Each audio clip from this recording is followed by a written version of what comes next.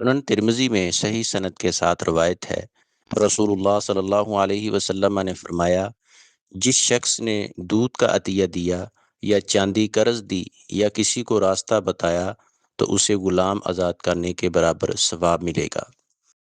اس حدیث مبارکہ کا مفہوم ہے، دودھ ایک اہم اور بنیادی غذا ہے۔ کسی کو دودھ پلانا یا دودھ والا جانور تحفہ دینا یا چاندی قرض دینا موجودہ زمانے میں پیسے ادار دینا انسانی خدمت اور تعاون کی ایک صورت ہے۔ کسی کو صحیح راستہ دکھانا، اسے بھٹکنے اور نقصان سے بچانا، وہ راستہ دنیا کا ہو یا دین کا، دونوں کا ہی اجر ہے۔